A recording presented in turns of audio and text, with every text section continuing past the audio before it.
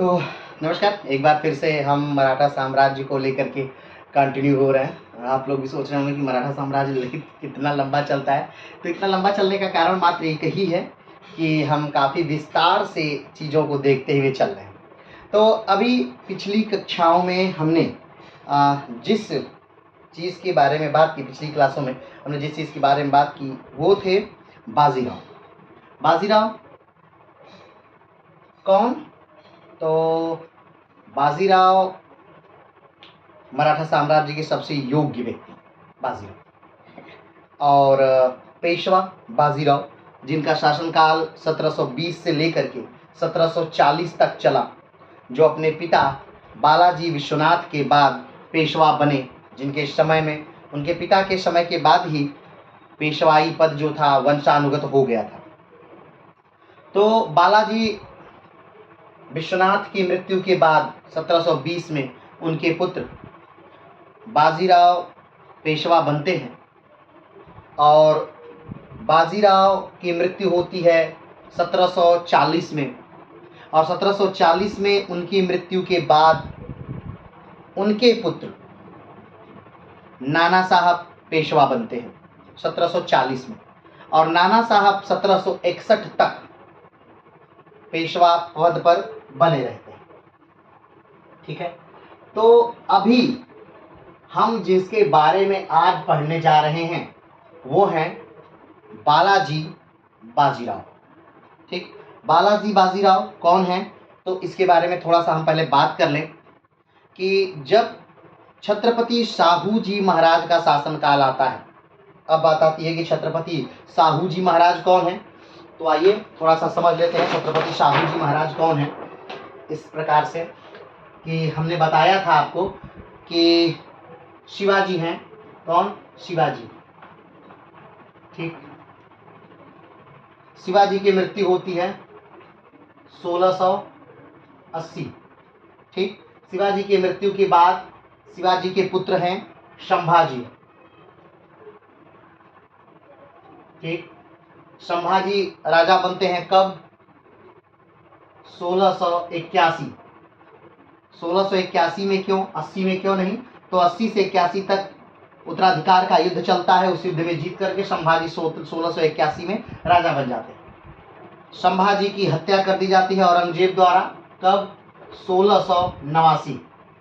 1681 से 1689 तक संभाजी महाराज राज्य करते हैं। इसके बाद राजा बनते हैं संभाजी महाराज के बाद राजा राम। राजा राम कौन है? तो राजा राम जो है ये शिवाजी के दूसरे पुत्र हैं। राजा राम कौन है? तो राजा राम शिवाजी के दूसरे पुत्र हैं। अब बात आती है कि आखिर संभाजी के जो पुत्र हैं वो राजा क्यों नहीं बने? तो संभाजी के जो पुत्र हैं उनका नाम है शाहू जी महाराज।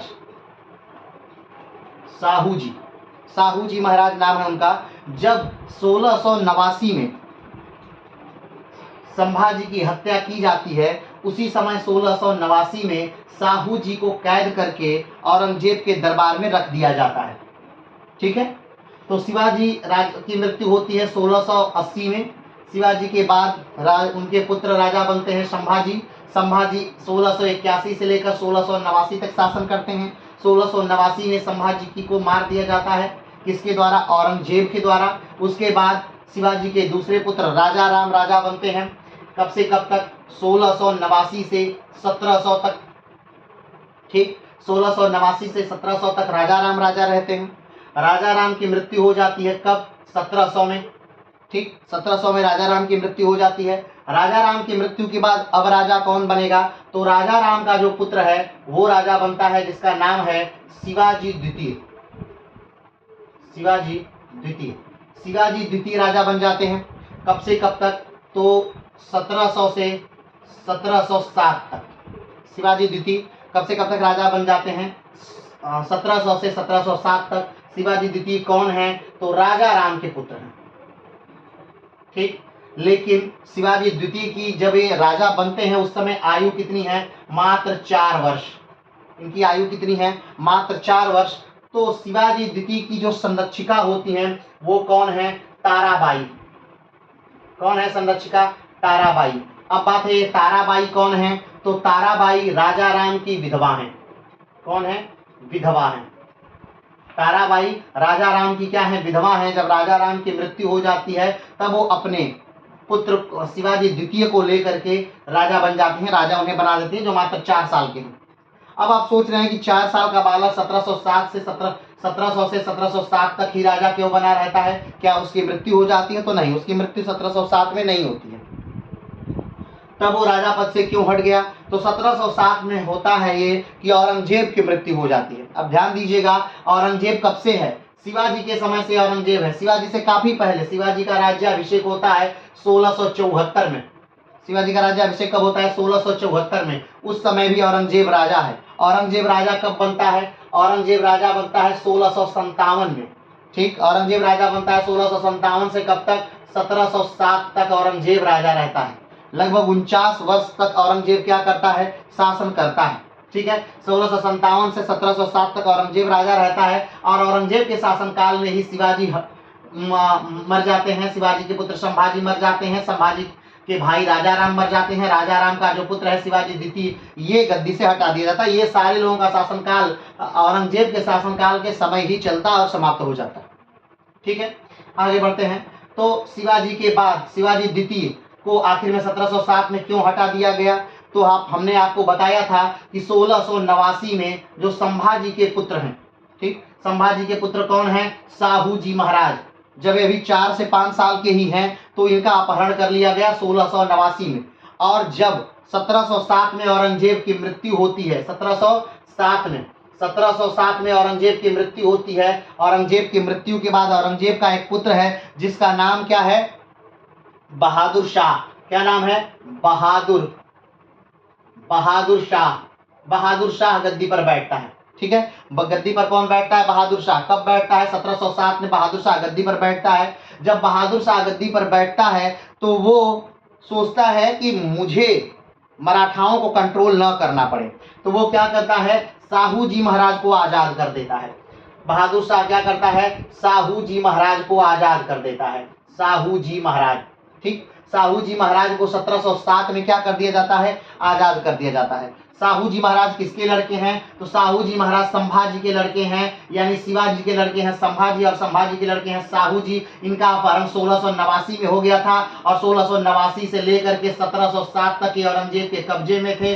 1707 में जब राजा बनता है बहादुर शाह प्रथम, तो वो छोड़ देता है साहू जी महाराज को, और साहू जी महाराज आ जाते हैं कहाँ, महाराष्ट्र में, अब मराठावाड़ में, और मराठावाड़ में आकर के अपने राज्य की मांग करते हैं। इसी कारण से ही बहादुर शाह छोड़ा था कि मराठों में आपस में ही गृह युद्ध की स्थिति हो जाए, उत्तराधिकार का युद्ध चलने लगे, और उत्तराधिकार के युद्ध में ये फायदा मुगलों को हो। होता भी वही है। 1707 में युद्ध होता है, खेड़ा का युद्ध कहते हैं इसको। कौन सा युद्ध होता है, खेड़ा का युद्ध। कब होता है, 1707 में। किसके किसके बीच होता है खेड़ा का युद्ध, तो खेड़ा का युद्ध होता है ताराबाई प्लस साहू जी महाराज। किसके बीच में, साहू जी महाराज। साहू जी महाराज और ताराबाई के बीच युद्ध होता है, खेड़ा का युद्ध 1707 में, जिसमें कौन जीत जाता है, तो साहू जी महाराज जीत जाते हैं। अब साहू जी महाराज अगर जीत गए तो शिवाजी द्वितीय को गद्दी से हटा दिया जाता है, और यहाँ पर कौन राजा बन जाता है, यहाँ राजा बन जाते हैं साहू जी महाराज।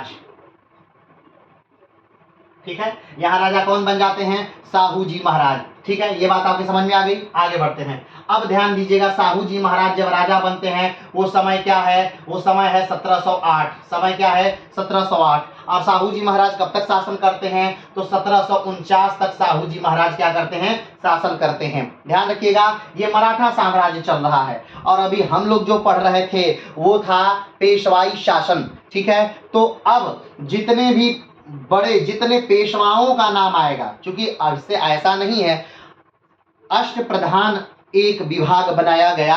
कब बनाया गया, अष्टप्रधान विभाग 1674 में अष्टप्रधान विभाग बनाया गया। किसने बनाया, शिवाजी महाराज ने 1674 में अष्टप्रधान विभाग बनाया, जब उनका राज्याभिषेक हुआ। अष्टप्रधान विभाग क्यों बनाया? तो अष्टप्रधान विभाग इसलिए बनाया गया ताकि राज्य को सुचारू रूप से चलाया जा सके। और हमने बताया था उस अष्टप्रधान में 8 पद थे और वो 8 लोग अपने विभाग को अलग अलग तरीके से चलाते थे। जिस प्रकार आज गवर्नमेंट है और गवर्नमेंट को चलाने के लिए एक मंत्री परिषद बनाई जाती है और हर मंत्री अपने अपने विभाग को अच्छे से देखते हैं। जैसे रेल मंत्री रेल विभाग को देखते हैं, विदेश मंत्री विदेश के विभाग को देखते हैं, रक्षा मंत्री रक्षा विभाग को देखते हैं, गृह मंत्री गृह विभाग को देखते हैं। यानी कि हर सबका मंत्रालय अलग है। कपड़ा मंत्री अलग हैं, उद्योग मंत्री अलग हैं, सड़क परिवहन मंत्री अलग हैं। ठीक है, तो हर मंत्री अलग हैं और वो मंत्री अपने विभाग के लिए उत्तरदायी होते हैं। उसी प्रकार शिवाजी के शासनकाल में 8 पद बनाए गए थे जिसे अष्टप्रधान के नाम से जाना जाता था। और 8 पदों में जो सबसे ऊंचा पद था वो पेशवा का पद था। ठीक है, तो हमने आपको बताया था कि साहू जी महाराज ने अपने शासनकाल में एक व्यक्ति थे बालाजी विश्वनाथ। क्या नाम था उनका? बालाजी विश्वनाथ। इनको क्या बनाया था? तो पेशवा बनाया था। ठीक, बालाजी विश्वनाथ को उन्होंने क्या बनाया था? पेशवा बनाया था। अब ध्यान दीजिएगा, ठीक, बालाजी विश्वनाथ को कब इन्होंने पेशवा बनाया था? तो 1713 में पेशवा बने बालाजी। कौन बने? बालाजी, बालाजी विश्वनाथ। विश्वनाथ कब? 1713 से 1720 तक। साहू जी महाराज ने अपना दाहिना हाथ माना किसको? बालाजी विश्वनाथ को। और बालाजी विश्वनाथ को क्या बना दिया? पेशवा बना दिया। कब? तो 1713 में पेशवा बना दिया। और 1713 से लेकर बालाजी विश्वनाथ 1720 तक पेशवा रहे मराठा साम्राज्य के। ठीक है, तो ध्यान दीजिएगा, अभी जो पूरी शक्ति है, पूरा पावर है, यहाँ पर था शिवाजी के वंशजों में, यानी साहू जी महाराज के पास। लेकिन जैसे जैसे ये पेशवा ताकत होते चले गए, पेशवा ताकतवर होते चले गए, वैसे वैसे इनकी शक्ति जो थी वो क्षीण होती चली गई। ठीक है, तो बालाजी विश्वनाथ के बाद उनके पुत्र जो थे वो पेशवा बन गए, जिनका नाम था बाजीराव। क्या नाम था इनका? बाजीराव। बाजीराव पेशवा कब बने? तो 1720 में बाजीराव पेशवा बन जाते हैं। कब बनते हैं? 1720 में बाजीराव क्या बन जाते हैं? पेशवा बन जाते हैं। तो चलिए अब फिर से ध्यान दीजिए कि बालाजी विश्वनाथ की मृत्यु के बाद 1720 में बाजीराव जो कि बालाजी विश्वनाथ के पुत्र वो पेशवा बन जाते हैं। तो इसका मतलब एक बात ये निकल के आती है, तो क्या जो पेशवाई पद था वो वंशानुगत था? तो यहाँ पर बात ध्यान देने वाली है कि नहीं, पेशवाई पद वंशानुगत नहीं था। पेशवाई पद जो था वो योग्यता के हिसाब से इनकी भर्तियां होती थी। लेकिन बालाजी विश्वनाथ के समय के बाद से ही ये क्या हो गया? वंशानुगत हो गया। तो 1720 से लेकर के 1740 तक कौन शासन करता है? तो बाजीराव क्या रहते हैं? पेशवा रहते हैं। ध्यान दीजिएगा, बालाजी क्या है? तो पेशवा हैं। क्या हैं? पेशवा हैं। ये राजा नहीं है। बाजीराव क्या हैं? तो ये पेशवा हैं, ये भी राजा नहीं है। और ये दोनों लोग पेशवा किसके हैं? तो साहू जी महाराज के हैं ये पेशवा। ठीक है, ध्यान दीजिएगा, ये किसके पेशवा हैं? साहू जी महाराज के। हमने फिर से कहा सिर्फ पेशवा ही एक पद नहीं होता था, बल्कि 8 पद होते थे। उन 8 पदों में सबसे जो बड़ा पद था वो पेशवा का पद था। तो बालाजी विश्वनाथ पेशवा हैं किसके? साहू जी महाराज के। और फिर जब बालाजी विश्वनाथ की मृत्यु होती है 1720 में, तो उसके बाद राजा साहू जी महाराज ही हैं, लेकिन पेशवा बदल दिया जाता है और बाजीराव जो कि बालाजी विश्वनाथ के पुत्र हैं उनको पेशवा बना दिया जाता है 1740 में। आगे बढ़ते हैं, 1740 में बाजीराव की मृत्यु हो जाती है और उसके बाद इनका जो सबसे बड़ा पुत्र है वो पेशवा बन जाता है, जिसका नाम है बालाजी बाजीराव। बालाजी बाजीराव, बाजीराव। इनको नाना साहब के नाम से भी जानते हैं, नाना साहब। ठीक है, तो आज की क्लास जो है वो हम इसी बालाजी बाजीराव को क्या करेंगे? पढ़ेंगे। आज से हम बालाजी बाजीराव को क्या कर रहे हैं? प्रारंभ कर रहे हैं। यही बालाजी बाजीराव हैं और ये भी क्या हैं? तो ये भी पेशवा हैं। क्या हैं? पेशवा हैं। ध्यान दीजिएगा, बालाजी बाजीराव भी क्या है, पेशवा हैं। और किसके पेशवा हैं, तो ये भी साहू जी महाराज के पेशवा हैं। ध्यान दीजिएगा, इनके जो पिताजी हैं बाजीराव, ये भी पेशवा हैं साहू जी महाराज के। इनके जो दादाजी हैं बालाजी विश्वनाथ, ये भी पेशवा हैं साहू जी महाराज के। और एक बात और ध्यान देने वाली बात है कि बालाजी विश्वनाथ जो हैं अपने परिवार के पहले पेशवा हैं, लेकिन मराठा साम्राज्य के छठवें पेशवा हैं।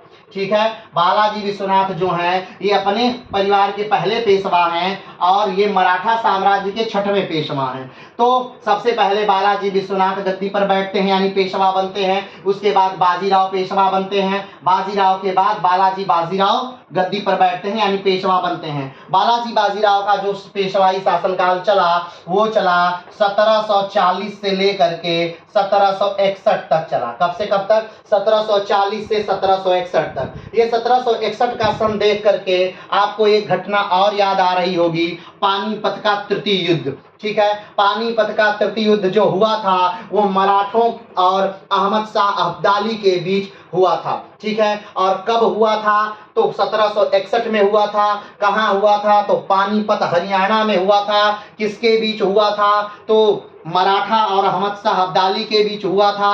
और मराठों का नेतृत्व कौन किया था, तो सदाशिवराव भाऊ ने किया था। और उसी में बालाजी विश्वनाथ के जो सबसे ज्येष्ठ पुत्र हैं जिनका नाम है विश्वास राव, बालाजी विश्वनाथ, बालाजी बाजीराव के सबसे ज्येष्ठ पुत्र, उनका क्या नाम है, विश्वनाथ राव, विश्वनाथ राव। ठीक, ये विश्वनाथ राव की मृत्यु इस 1761 के पानीपत के तृतीय युद्ध में हो जाती है। आप जानते हैं कि पानीपत का जो प्रथम युद्ध हुआ था वो 1526 में हुआ था, बाबर और इब्राहिम लोदी के बीच हुआ था। और इसी 1526 के युद्ध के साथ ही मुगल वंश की नींव भारत में पड़ी थी। पानीपत का दूसरा युद्ध जो हुआ था वो 1556 में हुआ था और ये जो अकबर और हेमचंद्र विक्रमादित्य हैं उनके मध्य हुआ था और इसमें अकबर की जीत हुई थी। एक तरह से फिर से जब मुगलिया साम्राज्य खतरे में था या हट रहा था तो फिर से अकबर ने या अकबर के माध्यम से बैरम खान ने मुगलिया सल्तनत की नींव भारत में क्या की थी, तो मजबूत की थी। और ये पानीपत का तृतीय युद्ध है 1761 का और इसमें मराठा साम्राज्य हार गया और बहुत तेजी से घट गया। और इसी के चलते, इसी दुख के चलते बालाजी बाजीराव की क्या हो गई, मृत्यु हो गई। और लगभग 10 सालों तक अपनी शक्ति धीरे धीरे धीरे धीरे अर्जित किया। किसने, तो मराठों ने। और इस युद्ध के बाद हम एक तरह से ये भी कह सकते हैं कि मराठा साम्राज्य का पतन हो गया। अलग अलग इतिहासकारों ने एक बात कही है इसके संदर्भ में कि ये जो युद्ध था यानी कि पानीपत का जो युद्ध था मराठों और अहमद शाह अब्दाली के बीच, इस युद्ध ने ये डिसाइड नहीं किया कि भारत पर कौन राज्य करेगा। ठीक, क्यों, क्योंकि इसमें मराठे हार गए, मराठे दक्षिण तक सिमट गए और अहमद शाह अब्दाली चला गया अपने दुर्रानी साम्राज्य में, अपने साम्राज्य में चला गया। तो दोनों तरह से पूरा भारत क्या हो गया, खाली हो गया।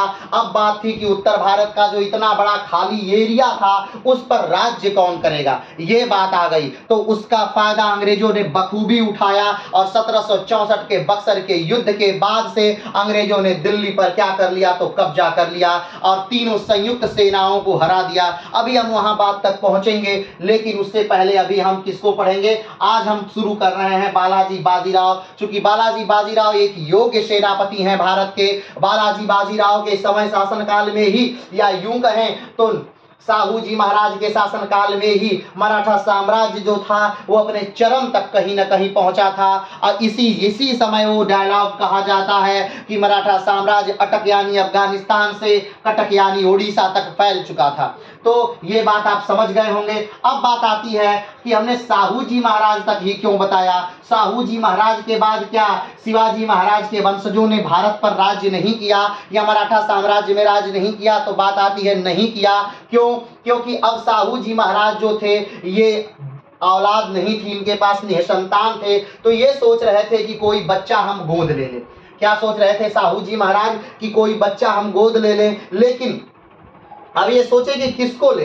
तभी एक बात आती है कि जो ताराबाई हैं, ताराबाई कौन, शिवाजी द्वितीय की जो मां हैं ताराबाई, ठीक है, ताराबाई ये आती हैं और ये कहती हैं कि ये जो मेरा बेटा है कौन, शिवाजी द्वितीय जो है, इसका एक पुत्र है राजा राम द्वितीय। क्या नाम है?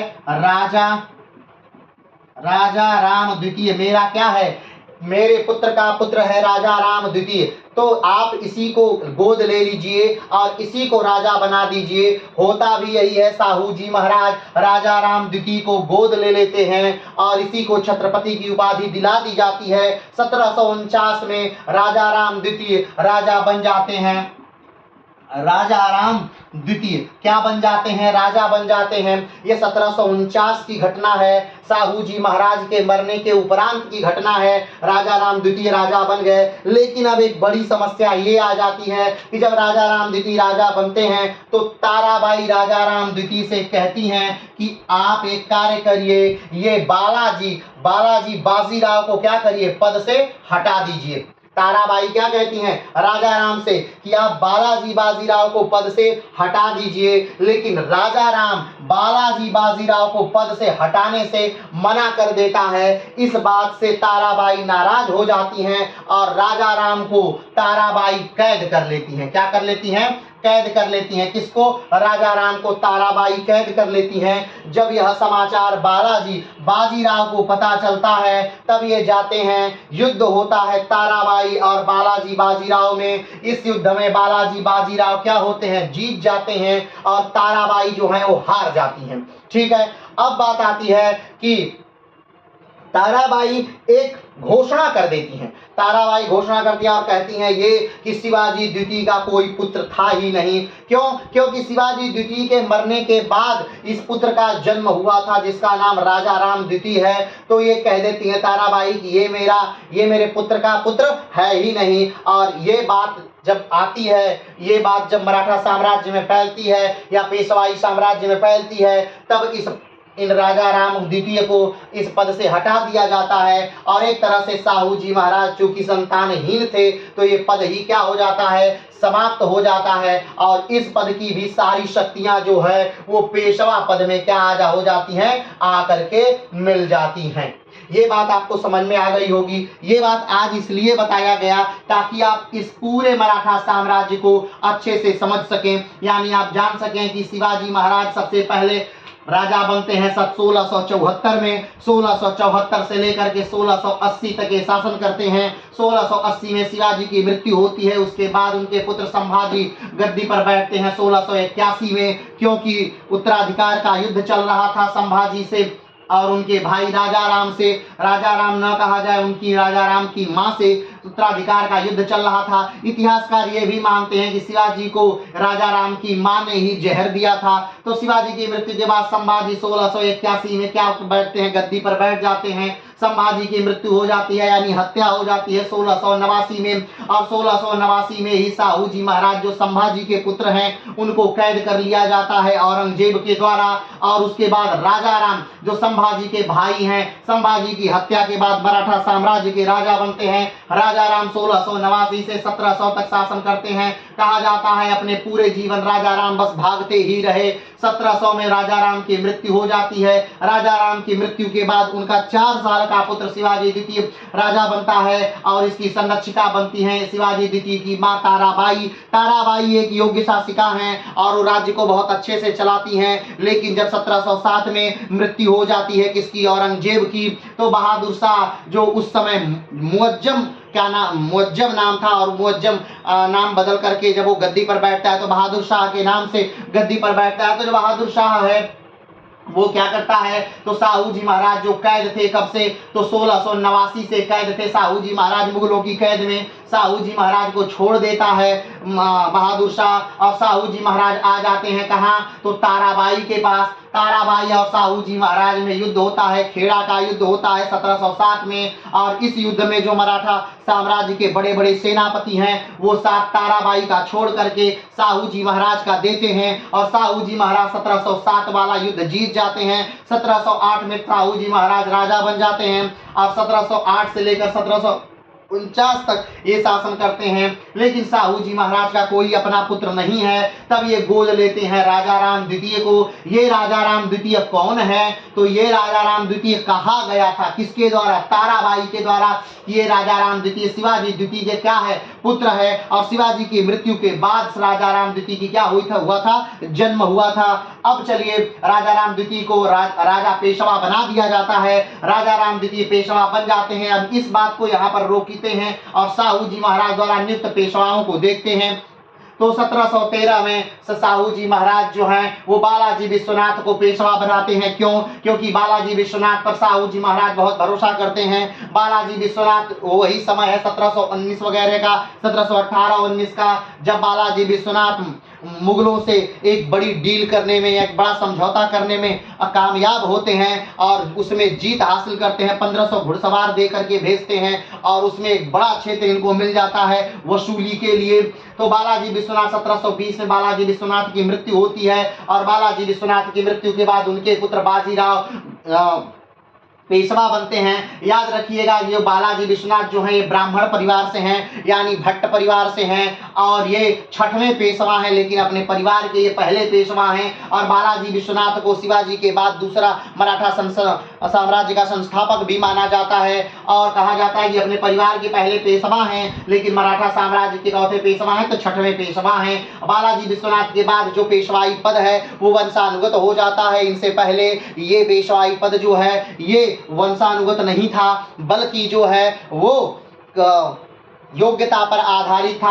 हमने आपको बताया था कि जो ये अष्टप्रधान है उसका सबसे बड़ा पद जो है वो पेशवा पद है और अष्टप्रधान का निर्माण जो था वो शिवाजी ने अपने शासनकाल में किया था 1774 में, ताकि राज्य कार्य को सुचारू रूप से चलाया जा सके, अलग अलग विभाग अलग अलग व्यक्तियों को बांटा जा सके। लेकिन जब संभाजी का शासनकाल आया तो उन्होंने अष्टप्रधान को नगण्य कर दिया। उसके बाद जब राजा राम का शासन आया उन्होंने भी अपने समय में इस पेशवा पद को या पेशवा पद या अष्टप्रधान पद को नगण्य कर दिया। ताराबाई ने भी अपने शासनकाल में पेशवा पद को नगण्य या अष्टप्रधान पद को नगण्य किया।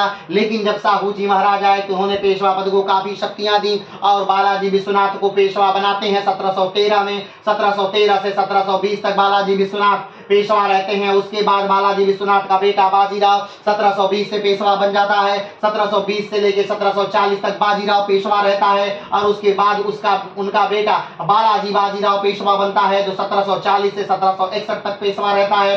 कहा जाता है कि बाजीराव जो हैं वो मराठा साम्राज्य के सबसे योग्य सेनापति हैं, या यूं कहा जाए तो भारतीय इतिहास में सबसे बेहतरीन सेनापति हैं। वो आज तक अपने जीवन में कोई भी लड़ाइयां नहीं हारे हैं। और अगर बात करें प्रेम की गाथाओं में तो इनका प्रेम भी अमर गाथाओं में गिना जाता है। मस्तानी नामक युवती से इन्हें प्रेम हो गया था। मस्तानी हमने बताया था कि मस्तानी जो है वो छत्रसाल की एक नाचने वाली महिला, एक मुस्लिम महिला के साथ की एक पुत्री है, छत्रसाल की पुत्री है मस्तानी, जो कि एक मुस्लिम महिला से उसका जन्म होता है। उससे प्रेम करते हैं कौन? तो बाजीराव। और 1740 में उसी प्रेम के वियोग में बाजीराव की मृत्यु होती है और कहा जाता है 1740 में ही बाजीराव की जो प्रेमिका यानी मस्तानी है उनकी भी मृत्यु हो जाती है। और उसके बाद और ये मस्तानी को जो कैद करने का पूरा प्रपंच है वो बालाजी बाजीराव ही करते हैं, यानी इसे कैद कर लेते हैं और उसको भेजने की जगह अपनी मां को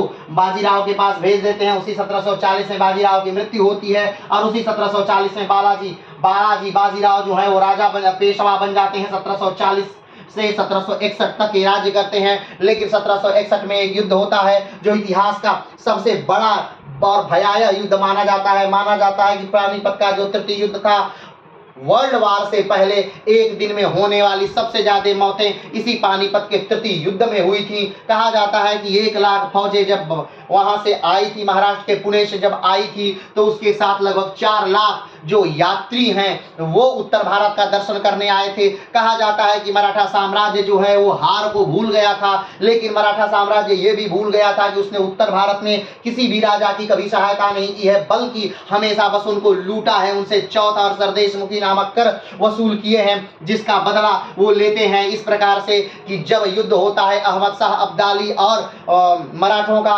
तो कोई भी उत्तर भारत का राजा, यहाँ तक कि जाट सूरजमल हो और या फिर चाहे दिल्ली सल्तनत हो या फिर को अवध के नवाब हो, कोई भी राजा मराठों का साथ नहीं देता है और इससे मराठों का जो रसद व्यवस्था है, मराठों का जो खाद्य सामग्री है वो घटने लगती है, कम हो जाती है। और उस समय है 14 जनवरी का, जब पानीपत का तृतीय युद्ध होता है और जो शिवाजी भाऊ हैं, भाऊ के पास उनके सेनापति जाते हैं, सदाशिवराव भाऊ के पास उसके सेनापति जाते हैं और कहते हैं कि चाहे तो हमें युद्ध करके मरने दीजिए और चाहे हमें भूख से मरने दीजिए। तो एक युद्ध कर दिया जाता है और ये जो युद्ध है शुरू में तो मराठे जीत रहे होते हैं, लेकिन कहा जाता है कि हर युद्ध को हारने के पीछे कोई न कोई कारण होता है। इस समय भी विश्वासराव अपने घोड़े पर नहीं दिख रहा या अपने हाथी पर नहीं दिख रहा होता है, तो सदाशिवराव भाऊ अपने हाथी से उतर करके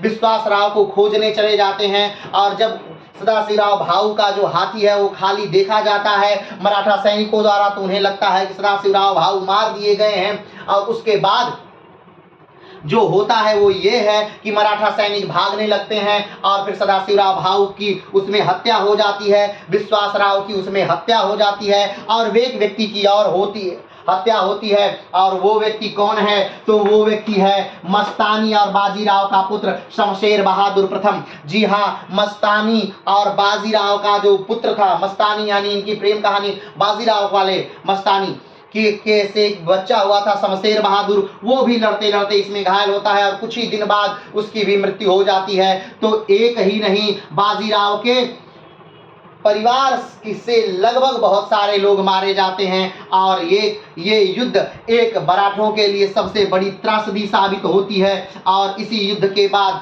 अंग्रेजों ने अपने भारत पर लगभग कब्जा जमा लिया। कहा जाता है कि अगर पानीपत का तृतीय युद्ध नहीं हुआ रहता तो अंग्रेजों का भारत पर कब्जा नहीं हो पाता, क्योंकि लगभग पूरा भारत उस समय मराठों के कब्जे में था और मराठे इतने शक्तिशाली थे कि अंग्रेजों की हिम्मत नहीं होती वो मराठों से कभी सीधे लड़े।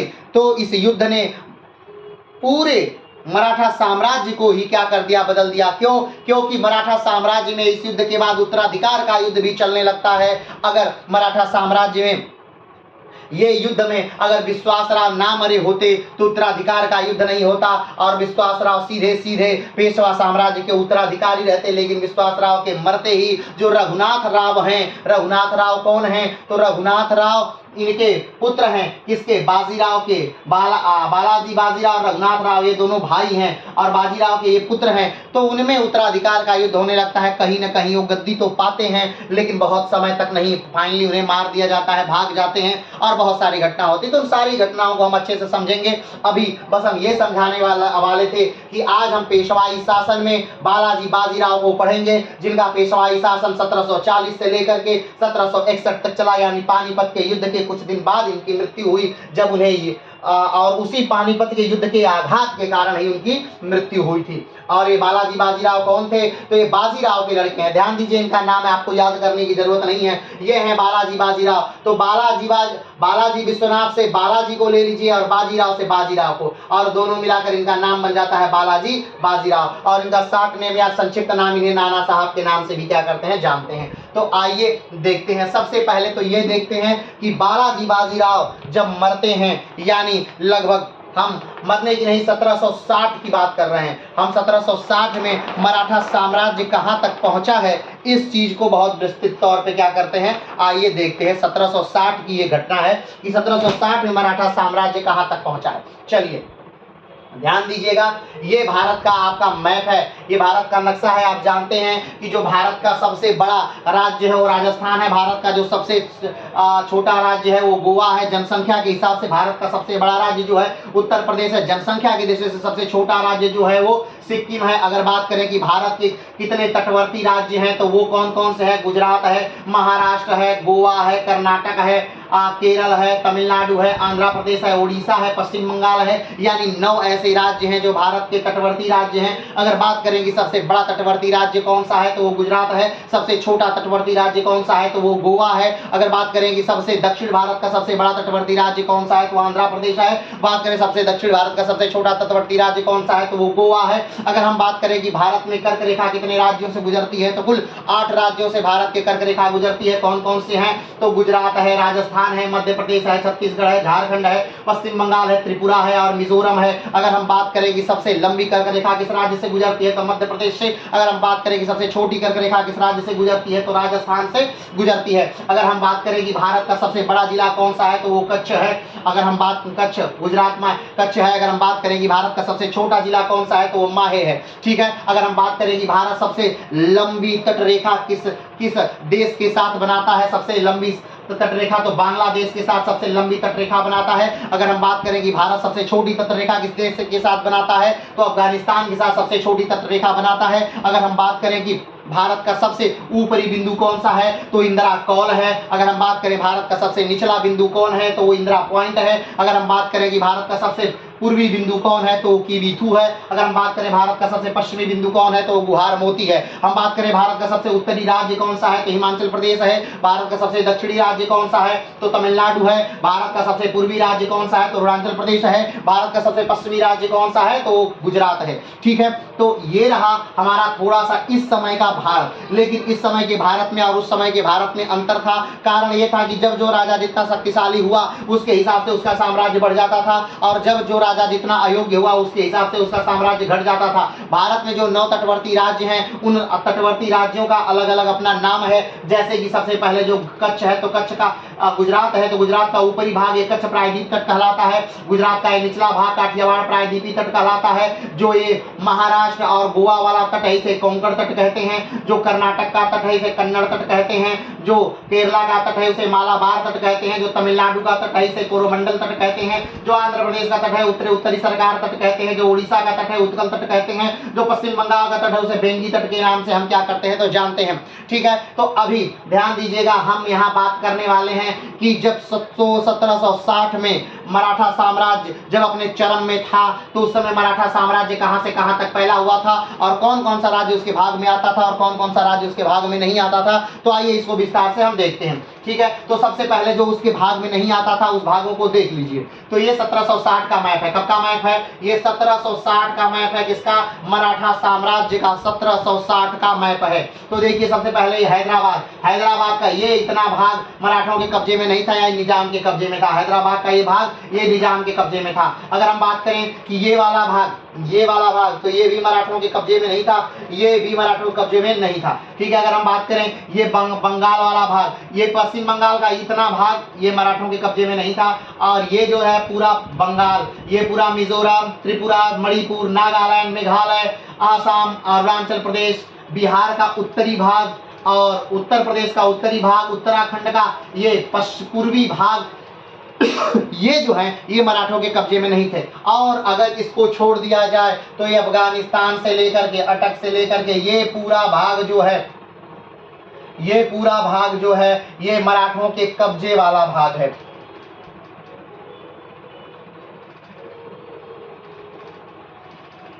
ठीक है। आप देख लीजिए ये पूरा भाग जो है ये किसके कब्जे में का भाग है तो ये मराठों के कब्जे का भाग है। ठीक। इस पूरे भागों पर किसका कब्जा था मराठों का कब्जा था। लेकिन अब ध्यान दीजिएगा जब शिवाजी की मृत्यु हुई थी यानी 1680 में उस समय मराठों के कब्जे का भाग मात्र इतना था। ठीक है। ये इतना सा भाग मात्र इतना सा भाग ही था मराठों के कब्जे में 1680 तक। 1680 की बात कर रहे हैं। और वही जब बात आती है 1760 की तो आप देखिए ये यहाँ से साम्राज्य निकल करके पूरे भारतवर्ष को लेकर के अफगानिस्तान और पाकिस्तान तक ये क्षेत्र फैल जाता है। तो आप ध्यान दीजिए कि ये छोटा सा साम्राज्य जो शिवाजी के समय था शिवाजी के मृत्यु के समय इसको पेशवाओं ने कहां से कहां तक फैला दिया था। ये बहुत बड़ी बात हो गई। ये मराठों का साम्राज्य विस्तृत साम्राज्य हो गया था।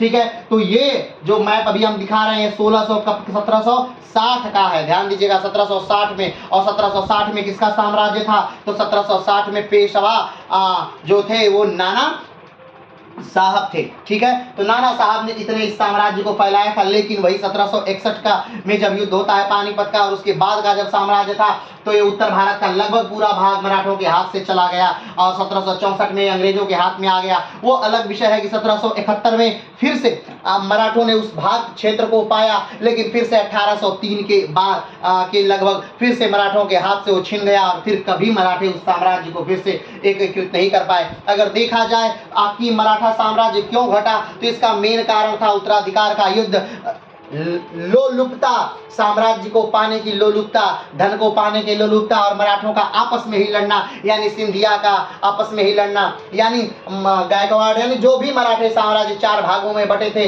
जो कि बाजीराव ने मराठों को फैलाने के लिए उनको किया था, ठीक है, उन्होंने अपने में ही लड़ करके इस पूरे मराठा साम्राज्य को नेस्तो नाबूद कर देते हैं। तो चलिए आज हम प्रारंभ करते हैं बालाजी बाजीराव यानी नाना साहब का शासनकाल, कि नाना साहब कब से कब तक शासन करते हैं। तो आप जानते हैं कि नाना साहब 1740 में पेशवा बनते हैं। 1740 का समय कौन सा है, तो 1740 के समय अगर देखा जाए कि मराठा साम्राज्य में राजा कौन है, तो 1740 में मराठा साम्राज्य में राजा हैं कौन, तो साहूजी महाराज मराठा साम्राज्य में क्या है, राजा है 1740 में। और 1740 में ही मृत्यु होती है बाजी राव की, 1740 में ही मृत्यु होती है मस्तानी की, ठीक है। तो चलिए आप बहुत आराम से और विस्तार से इस पूरी कहानी को जानते हैं। नाम इनका क्या है, बालाजी बाजीराव। नाम क्या है, बालाजी बाजीराव। अगर हम बात करें कि इनका जन्म कब हुआ था, तो इनका बालाजी बाजीराव का जन्म हुआ था 8 दिसंबर 1720 को। बालाजी बाजीराव का जन्म 8 दिसंबर 1720 को हुआ था। नाम इनका क्या था, बालाजी बाजीराव। बालाजी कौन थे, इनके दादाजी थे, और बाजीराव कौन थे, इनके पिताजी थे। तो बालाजी बाजीराव को मिला करके इनका नाम रख दिया गया बालाजी बाजीराव, ठीक है। चलिए आगे बढ़ते हैं। 1720 में इनका जन्म हुआ था। 1720 का समय कौन सा है, 1720 का वही समय है जब दादाजी की इनकी मृत्यु होती है। 1720 में बालाजी की मृत्यु होती है और 1720 में ही इनका जन्म होता है। 1720 में ही इनके पिताजी राजा पेशवा बनते हैं। ध्यान रखिए 3 घटनाएं एक साथ 1720 में होती हैं। बालाजी विश्वनाथ की मृत्यु होती है 1720 में बाजीराव का पेशवा बनना 1720, और 1720 में ही जन्म होता है बाजीराव के पुत्र बालाजी बाजीराव का, ठीक। तो 3 घटनाओं के लिए याद रखिएगा 1720 को।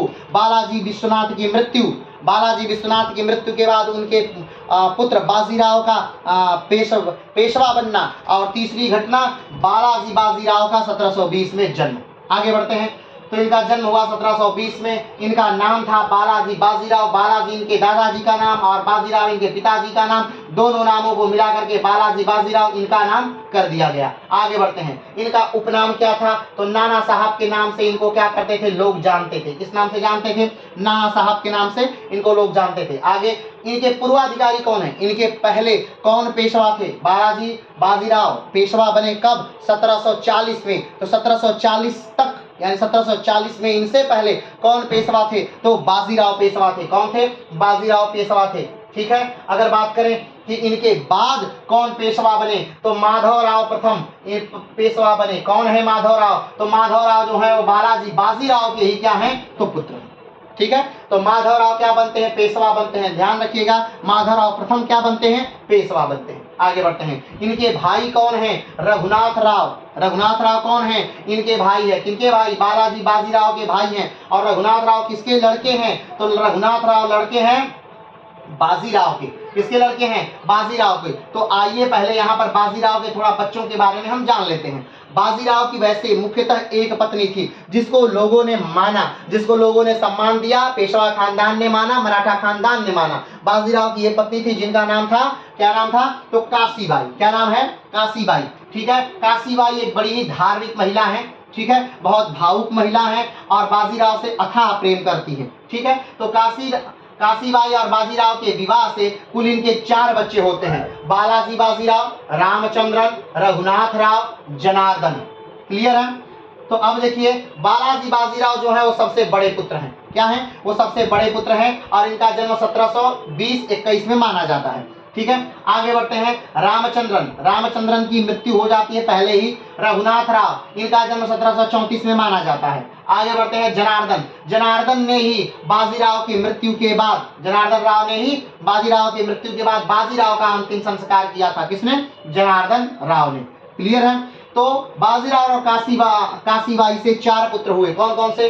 बालाजी बाजीराव सबसे ज्येष्ठ पुत्र, उसके बाद रामचंद्रन, उसके बाद रघुनाथ राव, उसके बाद जनार्दन राव। यही वो रघुनाथ राव है जो बाद में बहुत ज्यादा युद्ध का कारण बनेंगे, अंग्रेजों को मराठा साम्राज्य में लाने के कारण बनेंगे। लेकिन ये रघुनाथ राव को अगर आप कम योग्य मान रहे हैं तो ये आपकी गलती है। रघुनाथ राव कम योग्य व्यक्ति नहीं है। इनको उत्तर भारत में युद्धों का बड़ा अनुभव है और उत्तर भारत में जो अटक से लेकर कटक तक साम्राज्य का विस्तार हुआ है वो इन्हीं के कारण हुआ है। अहमद शाह अब्दाली को कई बार हरा चुके हैं पानीपत के युद्ध के पहले ही। आप जानते हैं कि अहमद शाह अब्दाली जो है वो भारत पर 8 बार आक्रमण कर चुका है। हम तो बस भारत पे आक्रमण के अहमद शाह अब्दाली का 61 वाला युद्ध जानते हैं, लेकिन ऐसा नहीं है। ऐसा नहीं है कि 1761 में पहली बार आक्रमण करता है, नहीं। वो 1761 से कई बार पहले 1761 वाला जो युद्ध था वो 5वां युद्ध था उसका। ठीक है, वो कुल अगर आक्रमण देखा जाए अहमद शाह अब्दाली का दिल्ली पर आक्रमण, भारत पर आक्रमण, तो 8 बार था। वो 8 बार आक्रमण कर चुका है अहमद शाह अब्दाली। और 5वां जो युद्ध था वही पानीपत का तीसरा युद्ध था अहमद शाह अब्दाली और मराठों के बीच।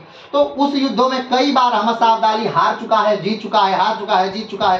कई बार वो मराठाओं से लड़ता है और सारे उत्तर भारत के युद्धों का नेतृत्व जो करते हैं वो कौन है? तो रघुनाथ राव ही करते हैं। लेकिन 1761 में ऐसा क्या हो गया कि रघुनाथ राव की जगह सदाशिवराव भाऊ को भेजा गया। अब बात आती है सदाशिवराव भाऊ कौन है? तो सदाशिवराव भाऊ जो है वो चीमाजी अप्पा के लड़के हैं। और चीमाजी अप्पा कौन है? तो चीमाजी अप्पा जो है वो बाजीराव के क्या हैं? भाई हैं। चीमाजी अप्पा जो है वो बाजीराव के क्या हैं? भाई हैं। और चीमाजी अप्पा के लड़के हैं सदाशिवराव भाऊ। कौन है? सदाशिवराव भाऊ।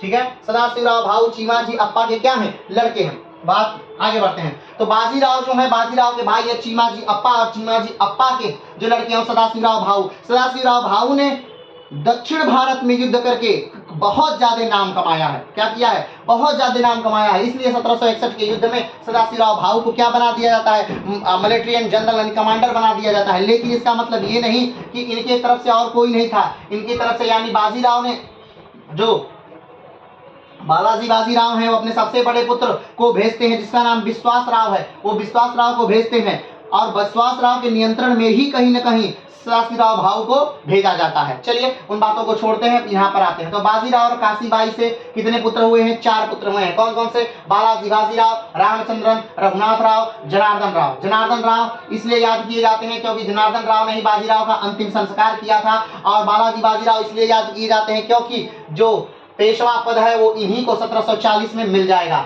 और रघुनाथ राव इसलिए याद किए जाते हैं क्योंकि यही वो व्यक्ति हैं जो कहीं न कहीं मराठाओं के आपसी लड़ाई में अंग्रेजों को लाने का कार्य करते हैं और इन्हीं की वजह से प्रथम आंग्ल मराठा युद्ध होता है। चलिए आगे बढ़ते हैं। बाजीराव की जो दूसरी पत्नी है, जब उनकी लव स्टोरी है, उनकी जो प्रेमिका है वो कौन है? मस्तानी। वो कौन है? मस्तानी। अब बात आती है कि मस्तानी किसकी पुत्री है? तो मस्तानी छत्रसाल और रूहानी बाई की पुत्री है। ठीक है, छत्रसाल और रूहानी बाई के जो पुत्री हैं वो कौन है? मस्तानी है। ठीक है, बाजीराव और मस्तानी का एक पुत्र है शमशेर बहादुर प्रथम। कौन है? शमशेर बहादुर प्रथम। तो ध्यान दीजिएगा।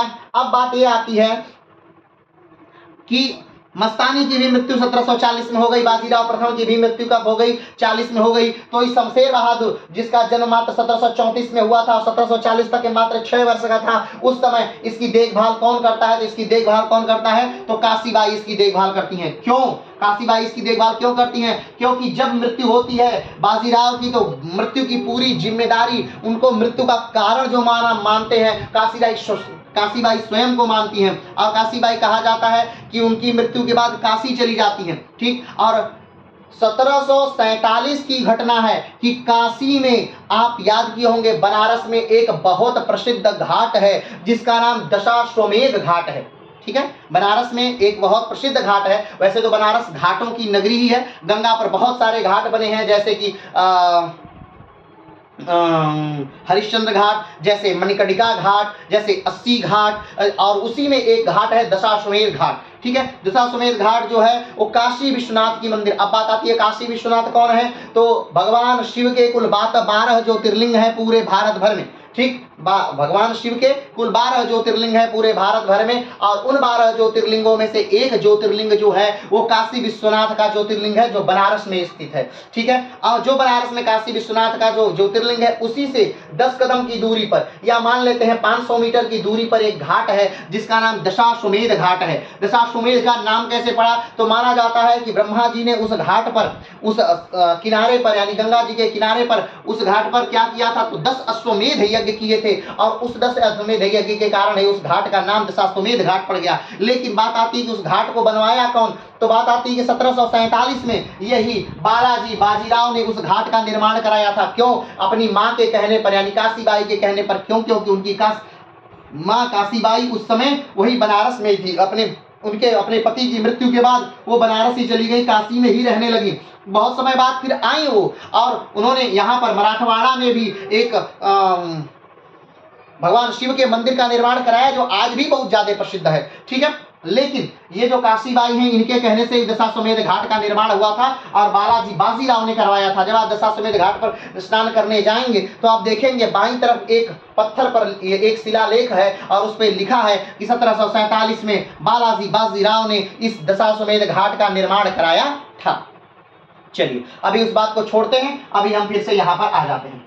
तो इनके पुत्र कौन है, यानी बालाजी बाजीराव के पुत्र कौन है, तो बालाजी बाजीराव के कुल 4 पुत्र हैं। बालाजी बाजीराव, रामचंद्रन, रघुनाथ राव, जनार्दन राव। ठीक है, और बाजीराव और मस्तानी का एक पुत्र है जो शमशेर बहादुर प्रथम है। और मस्तानी किसकी लड़की है, तो ये छत्रसाल की लड़की है। छत्रसाल कौन थे, तो छत्रसाल जो हैं वो मध्य प्रदेश वाले एरिया में राजा थे, और उन्होंने एक बार बाजीराव से सहायता मांगी थी। उसी समय बाजीराव और मस्तानी की पहली मुलाकात हुई थी, और उसके बाद से इनमें प्रेम हुआ और बाद में विवाह हुआ। लेकिन उनके विवाह को मराठा साम्राज्य ने अपनाया नहीं, और जब इनका पुत्र हुआ तो बाजीराव ने कहा कि शमशेर बहादुर को ब्राह्मण शिक्षा दी जाए, यानी ब्राह्मण तरीके से उन्हें पाला पोसा जाए। लेकिन वहां के लोगों ने, ब्राह्मणों ने इनको ब्राह्मण संस्कार देने से मना कर दिया, क्योंकि ये रूहानी बाई, कहीं ना कहीं मस्तानी और रूहानी बाई की एक तरह के खून है, यानी मुसलमानी खून है इनमें। इन्हें लगता था कि मुसलमान का अंश है, इसलिए इन्हें ब्राह्मण शिक्षा देने से मना कर दिया गया। तब बाजीराव ने कहा कि ठीक है, इन्हें इस्लाम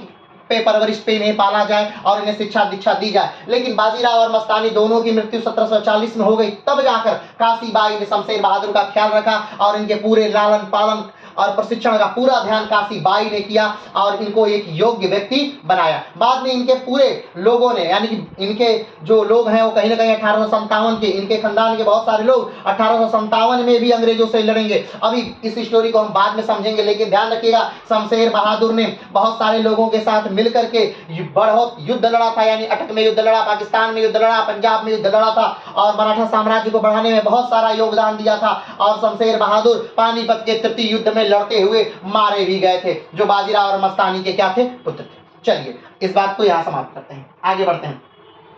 इनके भाई कौन हैं, तो रघुनाथ राव इनके क्या हैं, भाई हैं। रघुनाथ राव भाई हैं, रामचंद्र भाई हैं, जनार्दन राव भाई हैं। ठीक है, आगे बढ़ते हैं। पेशवा, यानी कि बालाजी बाजीराव पेशवा कब बनते हैं। बालाजी बाजीराव का जन्म 1720 में होता है, और बालाजी बाजीराव पेशवा 1740 में बनते हैं। यानी उनकी उम्र कितनी है, तो मात्र 20 साल है। मात्र 20 साल की उम्र में ही वो क्या बन जाते हैं, तो पेशवा बन जाते हैं। और किसकी मृत्यु के बाद, तो अपने पिता की मृत्यु के बाद। कौन है उनके पिता, तो बाजीराव उनके पिता है। चलिए अब बात करते हैं कि मृत्यु कब हुई थी, बालाजी बाजीराव की मृत्यु कब हुई थी। तो बालाजी बाजीराव की मृत्यु 1761 में हुई थी। 1761 में क्या ऐसी घटना हुई थी, उनकी मृत्यु हुई थी। 1761 में घटना हुई थी पानीपत का तृतीय युद्ध, और वो घटना कहा जाता है कि पूरे मराठवाड़ा में कोई भी एक ऐसा घर नहीं था जिस घर से कोई एक आदमी मारा ना गया हो। हमने आपको बताया था कि जब मराठा सेनाएं उत्तर भारत में लड़ने के लिए जा रही थी तो उनके साथ 4 लाख दर्शनार्थी जा रहे थे। अब सोचिए 1 लाख की सेना और 4 लाख के दर्शनार्थी। आप सोच रहे होंगे कि दर्शनार्थी क्यों जा रहे थे। अब इसका बस मूल कारण ये था कि मराठवाड़ा जो था, मराठवाड़ा का अर्थ होता है कि मराठाओं का क्षेत्र। ठीक है, मराठा का अर्थ होता है मराठा जो है मराठा शब्द से निकला है, जिसका अर्थ होता है मरने के बाद हटने वाला। ठीक है, अब बात आती है कि क्यों? आखिर मराठा सेना जब जा रही थी पानीपत के युद्ध में तो क्यों उसके साथ 4 लाख दर्शनार्थी जा रहे थे? तो कारण बस इतना है कि पूरा मराठवाड़ा को ऐसा लगता था कि मराठा सेना तो अब हार ही नहीं सकती थी, क्योंकि बहुत समय हो गया था मराठा सेना को हारे हुए। मराठा सेना लगातार हर रोज युद्ध जीत रही थी, कोई भी कहीं भी जा रहा है युद्ध जीत जा रहा है, कोई भी कैसे भी जा रहा है युद्ध जीत जा रहा है। सदाशिवराव भाऊ दक्षिण में निजाम को कई बार हरा चुके थे, उन्हें मात दे चुके थे, उनको युद्ध का अनुभव था, हाँ, लेकिन सदाशिवराव भाऊ को उत्तर में युद्ध का अनुभव नहीं था। और विश्वासराव जो रघुनाथ राव थे वो उत्तर में युद्ध के लिए नहीं गए थे, उस पानीपत के तृतीय युद्ध के लिए वो नहीं गए थे। चलिए आगे बढ़ते हैं। तो इसलिए उस 1 लाख की सेना के साथ 4 लाख दर्शनार्थी गए। तो आप सोचिए, जब 1 लाख की सेना है और 4 लाख दर्शनार्थी जाएंगे तो उस दिन जब युद्ध में लोग मरे वो तो मरे ही, और हजारों लाखों 30,000 के लगभग कहा जाता है। जब पानीपत का तृतीय युद्ध हम इसके बाद पढ़ेंगे तो हम बात करेंगे कितने लोग मरे थे। तो उस दिन तो जो युद्ध में लोग मरे, अहमद शाह अब्दाली की तरफ से मरे, मराठा की तरफ से मरे, लेकिन जब युद्ध समाप्त हुआ उस दिन, उसके बाद पानीपत के घरों में खोज खोज कर लोगों को मारा गया, यानी हर मराठों को खोज खोज कर मारा गया। और वो सबसे बड़े नरसंहारों में से एक है। अगर हम प्रथम विश्व युद्ध और द्वितीय विश्व युद्ध की घटनाओं को हटा दें तो भारत का वो आज तक का सबसे बड़ा नरसंहार माना जाता है। यहां तक कि अहमद शाह अब्दाली भी जो है वो क्या है, दुखी है। अहमद शाह अब्दाली को अफगानिस्तान का पिता माना जाता है और वो क्या है, दुखी। वो क्यों दुखी है? इतने लोग मारे गए हैं इसलिए दुखी है वो।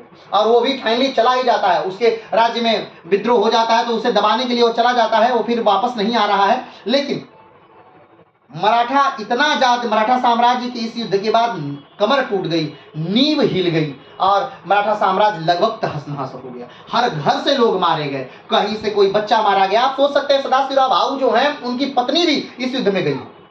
सब लोग अपने पत्नियों को लेकर के जा रहे हैं, बच्चे जा रहे हैं, बूढ़े जा रहे हैं। युद्ध में इन लोगों का क्या कार्य, लेकिन ये लोग जा रहे हैं। कारण ये कि इन लोगों को ऐसा लगता है कि ये युद्ध तो है ही नहीं, मराठों के लिए तो युद्ध मजाक है और मराठी तो जीत जाएंगे। चलिए उस बात को फिर से छोड़ते हैं। बालाजी बाजीराव के जो पिता हैं वो कौन है, तो बाजीराव हैं, और बालाजी बाजीराव की जो माता है तो काशीबाई हैं। ठीक है, इनके जो पुत्र हैं वो विश्वास राव हैं, माधव राव हैं और नारायण राव हैं। ध्यान दीजिएगा, बालाजी बाजीराव के जो पुत्र हैं वो कौन है, विश्वास राव हैं। विश्वास राव 1761 वाले युद्ध में क्या होते हैं, मारे जाते हैं। ध्यान दीजिएगा, विश्वास राव 1761 वाले युद्ध में मारे जाते हैं। और जो माधव राव हैं वही क्या हैं, वही माधवराव प्रथम, यही माधवराव प्रथम है और यही पेशवा बनते हैं किसके बाद, बालाजी बाजीराव के बाद। और उसके बाद माधवराव नारायण ये पेशवा बनते हैं और उसके बाद बाजीराव। आगे बढ़ते हैं, चलिए अब इन लोगों को छोड़िए। तो इनके मुख्यतः 3 पुत्र हैं किसके, बालाजी बाजीराव के। कौन, विश्वास राव, माधवराव और नारायण राव। ठीक है, आगे बढ़ते हैं। तो आइए अब यहां से हम शुरू करते हैं किसको, बालाजी बाजीराव को। ठीक, बालाजी बाजीराव को हम लोग यहाँ से क्या करते हैं, शुरू करते हैं। तो चलिए सबसे पहले बालाजी बाजीराव के बड़े बेटे थे, बालाजी बाजीराव, दो बार हो गया है, बालाजी बाजीराव, सही है, बालाजी बाजीराव। ये जो बालाजी बाजीराव हैं ये बाजीराव के सबसे बड़े बेटे थे। बालाजी बाजीराव को हम नाना साहब के नाम से जानते हैं। ये बालाजी बाजीराव जो हैं इनको किस नाम से जानते हैं, तो नाना साहब के नाम से जानते हैं। रघुनाथ राव भोसले बालाजी बाजीराव को पेशवा नहीं बनने देना चाहते थे। रघुनाथ राव कौन है, रघुनाथ राव इनके भाई हैं। ठीक है, रघुनाथ राव कौन है, इनके भाई हैं। तो रघुनाथ राव नहीं चाहते हैं कि बालाजी बाजीराव पेशवा बने, वो चाहते हैं कि वो बने। जब भी कोई राजा मरता है, हर साम्राज्य की कहानी है, चाहे वो मुगल साम्राज्य रहा हो, चाहे वो मौर्य साम्राज्य रहा हो, चाहे वो गुप्त वंश रहा हो, चाहे वो हूण रहे हो, चाहे कुषाण रहे हो, चाहे यवन रहे हो, हर जगह हर साम्राज्य का ये खेल है कि जब भी कोई राजा मरता है तो उसके बाद राजा कौन बनेगा, उसमें उत्तराधिकार का गजब का युद्ध होता है। और ये युद्ध ही उस पूरे वंश की नींव को हिलाने का सबसे बड़ा कारक होता है। ठीक, तो जब बाजीराव की मृत्यु होती है तब लगभग छोटा सा ही कहीं न कहीं उत्तराधिकार का युद्ध होता है, लेकिन बालाजी बाजीराव उसमें जीत जाते हैं। रघुनाथ राव नहीं चाहते हैं कि बालाजी बाजीराव बने, लेकिन फिर भी बालाजी बाजीराव बनते हैं पेशवा। कब, 1740। आगे बढ़ते हैं। बाजीराव और मस्तानी के पुत्र शमशेर बहादुर प्रथम का ख्याल काशीबाई ने रखा था, उसे हथियारों का प्रशिक्षण दिया। अब बात करते हैं कि जो काशीबाई हैं, ठीक, काशीबाई, तो हमने बताया था कि जब बाजीराव की मृत्यु होती है 1740 में, बाजीराव की मृत्यु कब होती है? 1740 में। तो कैसे हुई बाजीराव की मृत्यु? तो बाजीराव लड़ने के लिए गए हैं, नर्मदा घाटी में लड़ने के लिए गए हैं, मध्य प्रदेश के एरिया में, ठीक। और वहां पर बाजीराव जब लड़ रहे हैं तो उनको पता चलता है कि जो उनकी पत्नी है मस्तानी, उनको बालाजी बाजीराव ने कैद में डाल दिया, ठीक। जब बाजीराव लड़ने के लिए कहाँ गए हैं? मध्य प्रदेश के एरिया में नर्मदा घाटी में गए हैं। नर्मदा और ताप्ती दो ऐसी नदियां हैं जो भारत में पूर्व की तरफ नहीं बहती बल्कि पश्चिम की तरफ अपना जल गिराती हैं।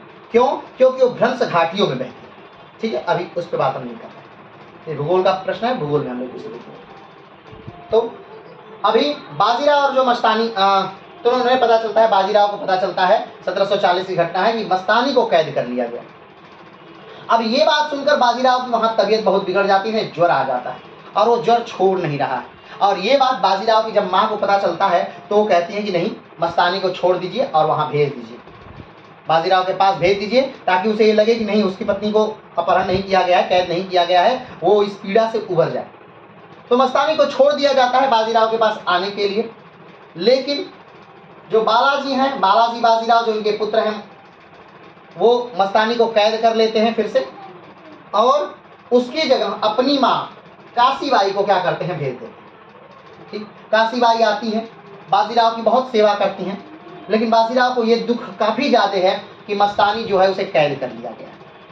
तो मस्तानी और बाजीराव का क्या है? एक पुत्र है जिसका नाम है शमशेर बहादुर, जिसका जन्म कब हुआ है? 1734 में, ठीक। अब 1740 में ही बाजीराव की इसी मानसिक पीड़ा की वजह से मृत्यु हो जाती है। और ये सारी घटना कौन देखती है? तो काशीबाई ये पूरा सारी घटना की प्रत्यक्षदर्शी हैं कि किस प्रकार से उनके जो पति हैं वो मरते हैं। इस पूरी घटना के प्रत्यक्षदर्शी हैं कौन? काशीबाई। चलिए, अब काशीबाई कहीं न कहीं अपने आप को दोषी मानती है। क्या मानती हैं? अपने आप को दोषी मानती हैं। किस बात की दोषी मानती हैं? कि अगर मैं चाहती, मैं थोड़ा प्रयास करती, मैं थोड़ा एफर्ट करती तो मस्तानी को छोड़ा जा सकता था, मस्तानी बाजीराव के पास आ सकती थी, उनसे मिल सकती थी, और मेरे जो बाजीराव हैं, जो मेरे पति हैं, वो बच सकते थे। अब इस बात से काशीबाई बहुत दुखी हो जाती है, और उनके पिता की मृत्यु के, अपने पति के मृत्यु के बाद काशीबाई काशी चली जाती है। यहाँ पर बहुत साल रहती हैं, तो काशीबाई कहाँ चली जाती हैं? काशी चल जाती हैं। और आत्मसंतुष्टि के लिए कहा जाता है कि काशीबाई को जोड़ों का दर्द था, गठिया था, तो बहुत उन्हें पीड़ा होती थी, और वो कहीं ना कहीं इसके लिए अपने कर्मों को उत्तरदायी मानती थी। चलिए, इस बात को छोड़ते हैं, आगे बढ़ते हैं। तो अब कहीं ना कहीं वो अपने आप को, काशीबाई जो है वो अपने आप को क्या मानती है कि भाई मैंने कहीं ना कहीं अपराध किया है, तो अपराध मेरा कैसे कम हो, उस अपराध को मैं कैसे कम करूं? तो वो बाजीराव और मस्तानी का जो पुत्र है शमशेर बहादुर, इसकी शिक्षा दीक्षा, इसके युद्ध कौशल, इसके हर चीज का पूरा ख्याल कौन रखती है? तो काशीबाई रखती है। ठीक है, बात समझ में आ गई? चलिए आगे बढ़ते हैं। अपने पति की मृत्यु के बाद काशीबाई काफी धार्मिक हो गई। काशीबाई गठिया रोग से पीड़ित थी। आगे बढ़ते हैं।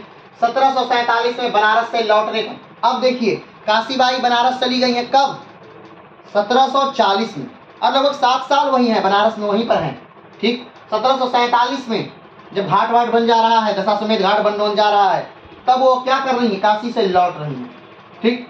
काशी से लौटने पर उन्होंने शिव भगवान को समर्पित सोमेश्वर मंदिर, ठीक, कौन सा मंदिर?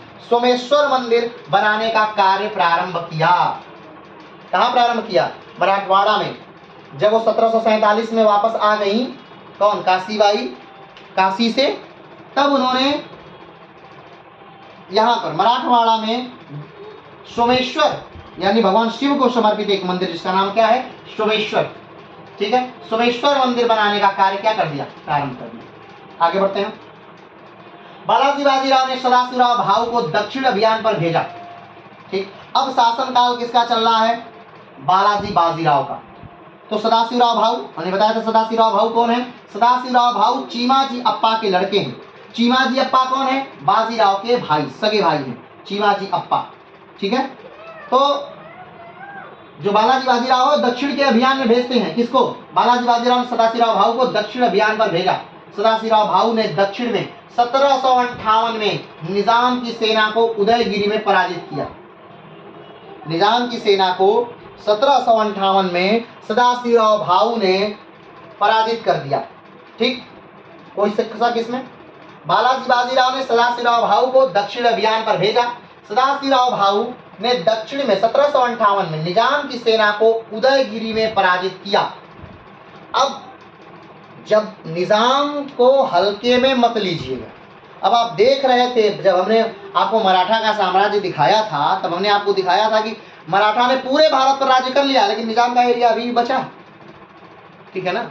तो निजाम कमजोर नहीं, लेकिन निजाम की सेना पर क्या जीत स्थापित करते हैं? कौन? सदाशिवराव भाऊ। कहाँ? उदयगिरी में।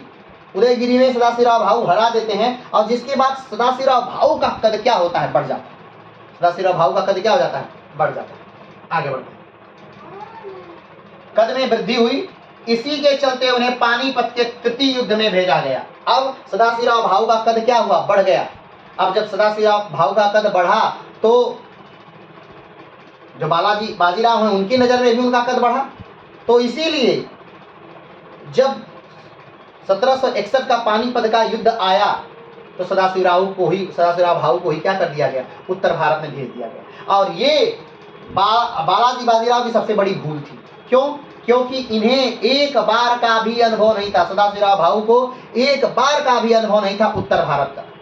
और इनके साथ जो व्यक्ति भेजे गए उनमें भी लगभग किसी व्यक्ति को उत्तर भारत का अनुभव नहीं था। जो सबसे योग्य व्यक्ति था, जो सबसे अनुभवी व्यक्ति था, वो कौन थे? तो रघुनाथ राव थे। और रघुनाथ राव इस युद्ध में नहीं जाते।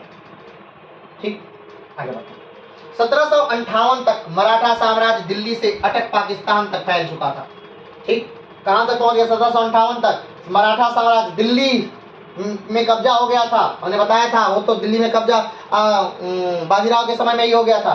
दिल्ली से अटक अफगानिस्तान पाकिस्तान तक फैल चुका था। आगे बढ़ते हैं। 1749 में छत्रपति साहू जी की मृत्यु हो जाती है। ठीक, 1749 में क्या हो जाती है? छत्रपति साहू जी की मृत्यु हो जाती है।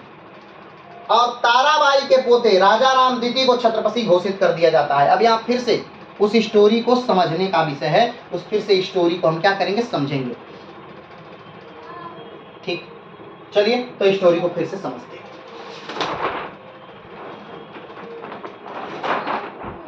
चलिए पहले इसे पढ़ लेते हैं, उसके बाद स्टोरी को समझते हैं। ठीक, ताराबाई ने राजा राम द्वितीय से कहा। अब देखिएगा, हमने पहले कहा कि बालाजी बाजीराव जो है पेशवा है, और पेशवा एक पद है। ठीक है, राजा कौन है? साहू जी महाराज। साहू जी महाराज ही ने ही बालाजी बाजीराव के दादाजी यानी बालाजी विश्वनाथ को पेशवा बनाया। साहू जी महाराज ने ही बालाजी बाजीराव के पिता बाजीराव को पेशवा बनाया, और साहू जी महाराज ने ही बालाजी बाजीराव को पेशवा बनाया। ठीक, अब साहू जी महाराज की मृत्यु हो जाती है, और साहू जी महाराज चूंकि निसंतान है, इसलिए वो एक बच्चे को गोद लेते हैं। किसके बच्चे को गोद लेते हैं? तो शिवाजी द्वितीय। शिवाजी द्वितीय कौन? आइए देखते हैं शिवाजी द्वितीय कौन। ठीक, शिवाजी सबसे पहले 1680 तक शासन करते हैं। शिवाजी 1664 से लेकर 1674 से लेकर 1680 तक शिवाजी का शासन। उसके बाद संभाजी 1681 से लेकर 1689 तक शासन संभाजी। उसके बाद राजा राम का शासन कब से? 1689 से लेकर 1700।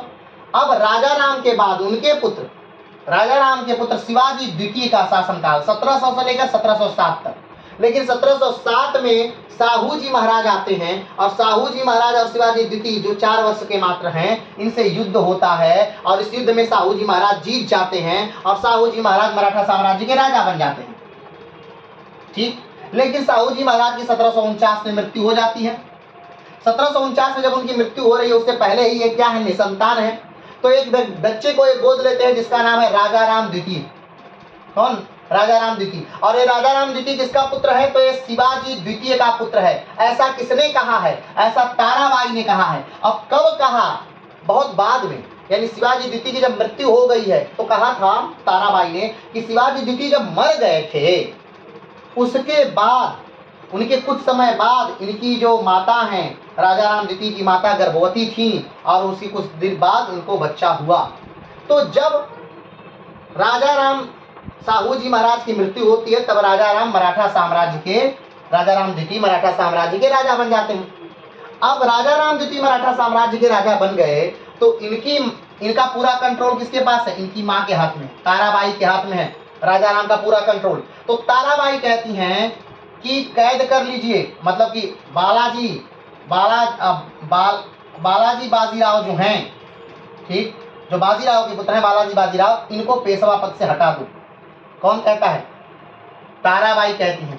ताराबाई कहती हैं राजा राम से कि बालाजी बाजीराव को पेशवा पद से हटा दो। अब राजा राम इस बात के लिए मना कर देते हैं। राजा राम इस बात के लिए क्या करते हैं? मना कर देते हैं। और जब राजा राम इस बात के लिए मना करते हैं तब ताराबाई क्या करती हैं? तो राजा राम को कैद कर लेती हैं, राजा राम को कैद कर लेती हैं। अब जब राजा राम कैद हो जाते हैं तो बालाजी बाजीराव को यह सूचना मिलती है और बालाजी बाजीराव अपने राजा को बचाने के लिए ताराबाई पर आक्रमण कर देते हैं। ताराबाई इस युद्ध में हार जाती हैं, लेकिन ताराबाई एक पासा फेंकती हैं और कहती हैं कि राजा राम शिवाजी द्वितीय का लड़का नहीं है। और जब ये राजा राम शिवाजी द्वितीय का लड़का नहीं है तो ये मराठा साम्राज्य का राजा नहीं रहेगा और ये पूरी शक्ति जो है पेशवा में आ जाती है, यानी बालाजी बाजीराव ही अब सर्वे सर्वा हो जाते हैं मराठा साम्राज्य। बात समझ में आ गई? चलिए अब इस बात को यहाँ पर हम अक्षरशः देखते हैं। चलिए, ताराबाई ने राजा राम द्वितीय से कहा कि वे पेशवा बालाजी बाजीराव को उनके पद से हटाकर दूसरा पेशवा चुने। राजा राम द्वितीय ने इस बात से मना कर दिया। इस बात से ताराबाई नाराज हो गई और राजा राम द्वितीय को सतारा के महल में कैद कर लिया। ठीक, ताराबाई क्या हो गई? नाराज हो गई। किससे? राजा राम द्वितीय से। क्यों? क्योंकि ताराबाई ने कहा था कि भाई नाना साहब को कैद कर लो, लेकिन राजा राम ने मना कर दिया। और जब मना कर दिया ताराबाई ने राजा राम को ही सतारा के महल में कैद कर लिया। चलिए आगे बढ़ते हैं। यह खबर मिलते ही नाना साहब ने ताराबाई के खिलाफ सैन्य अभियान छेड़ दिया। अब राजा जो मराठा साम्राज्य के हैं वो कौन है? वो राजा राम द्वितीय हैं। जो पेशवा है वो कौन है? वो नाना साहब हैं। तो राजा कैद हो जाएगा तो क्या होगा? ये तो बहुत बड़ी बात है कि मैं इतना बड़ा मराठा साम्राज्य का राजा, राजा राम द्वितीय कैद हो गया। तो जब यह सूचना मिलती है किसको? नाना साहब को, तो आक्रमण कर देते हैं सतारा महल पर। ठीक, आगे बढ़ते हैं। सैन्य अभियान छेड़ दिया। ताराबाई ने दभादे परिवार से मदद मांगी, जो उस समय गुजरात का बहुत शक्तिशाली परिवार था। जब राजा राम को द्वितीय को बचाने के लिए नाना साहब आक्रमण करते हैं तब ताराबाई गुजरात में एक बड़ा शक्तिशाली परिवार है दभादे परिवार, उससे सहायता मांगती है। वो परिवार इनको सहायता करता है और उसकी सेना लेकर के ताराबाई लड़ती है। आगे नाना साहब ये युद्ध जीत गए और 1752 में ताराबाई को हरा दिया। कब की घटना है? 1752 की घटना है। 49 से लेकर के 52 तक कौन राजा था मराठों का? तो राजा राम द्वितीय। ठीक, तो 52 में ताराबाई को क्या कर दिया गया? हरा दिया गया। ठीक, किंतु ताराबाई ने इसके बाद राजा राम को अपना पोता मानने से इनकार कर दिया, जिससे छत्रपति की सारी शक्तियां पेशवा के हाथों में चली गईं और इनसे पेशवा मराठा साम्राज्य का सबसे ताकतवर पद बन गया। ठीक, 1752 में नाना साहब ने ताराबाई को हरा दिया, दभादे परिवार के साथ ताराबाई को हरा दिया। अब जब ताराबाई हार गई तो उन्होंने राजा राम द्वितीय को अपना पोता मानने से ही इनकार कर दिया कि मेरा पोता है ही नहीं। ये तो मैंने बताया था कि ये मेरा पोता है, शिवाजी द्वितीय के मरने के बाद ये उनके माँ के गर्भ में आया था, ऐसा तो मैंने बताया था ना। ठीक, ताराबाई ने कहा था कि यह पुत्र शिवाजी द्वितीय का है। शिवाजी द्वितीय की माता कौन थी? भवानी बाई। ठीक है, शिवाजी द्वितीय की नहीं, राजा राम द्वितीय की मां कौन है? भवानी बाई। राजा राम द्वितीय की मां कौन है? भवानी बाई। ठीक है, तो उन्होंने कहा कि ये तो मैंने बताया था कि शिवाजी दीदी के मरने के बाद ये भवानी बाई के गर्भ में था और भवानी बाई के गर्भ से इसका जन्म हुआ है, शिवाजी दीदी का लड़का है। लेकिन ऐसा है ही नहीं, ये तो ऐਵੇਂ मैंने एक लड़का उठा लिया था, ये मराठा साम्राज्य का खून नहीं है, वंशज नहीं। अब जब ऐसा हो गया, ये पता चल गया, तो जो सबसे बड़ा पद था मराठा साम्राज्य को, सबसे बड़ा पद था वो मराठा राजा का था। अब वो सबसे बड़ा पद किसका हो गया? पेशवा का हो गया। क्यों? क्योंकि अब जब राजा ही नहीं है मराठा साम्राज्य में, तो सबसे बड़ा पद कौन होगा? तो पेशवा। तो पेशवा साम्राज्य का सबसे बड़ा पद। आगे बढ़ते हैं। अब यहाँ पर थोड़ा शमशेर बहादुर का जिक्र कर लेते हैं। शमशेर बहादुर कौन है? अभी ध्यान रखिए, बालाजी बाजीराव अभी शुरू हुए हैं, खत्म नहीं हुए हैं, ठीक। तो शमशेर बहादुर को उनके पिता का राज्य का हिस्सा नाना साहब ने दे दिया, कुछ हिस्सा। अब शमशेर बहादुर भाई कहाँ रहेंगे? तो शमशेर बहादुर को रहने के लिए क्या दे दिया गया? उनको हिस्सा दे दिया गया, ठीक है। शमशेर बहादुर को उनके पिता राज्य का हिस्सा नाना साहब ने दिया। वह रघुनाथ राव, मल्हार राव, दत्ताजी शिंदे, जानकोरी शिंदे और अन्य सरदारों के साथ 1757-1758 में दुर्रानी साम्राज्य से लड़ने के लिए पंजाब गए थे और 1758 में अटक, पेशावर, मुल्तान और पर विजय प्राप्त की। वह उत्तर भारत में मराठा विजय का हिस्सा थे। 1761 में पानीपत के तृतीय युद्ध में घायल हो गए और कुछ दिन बाद वह मर गए। डींग में जगह है डींग, वहां पर वो क्या हो गए? मर गए, ठीक है। तो आज की जो क्लास थी वो किस पे थी? बालाजी बाजीराव पे थी। बालाजी बाजीराव अभी चलेंगे, काफी लंबा चलेंगे। अभी तो इसमें पानीपत का युद्ध भी आना है, मराठाओं का पतन भी आना है, ठीक है। तो अभी बहुत दिन तक बालाजी बाजीराव, बहुत दिन तक नहीं, लगभग 1 क्लास या 2 क्लास बालाजी बाजीराव चलेंगे, ठीक है। तो आज के लिए इतना ही, फिर मिलते हैं अगली क्लास में बालाजी बाजीराव के साथ।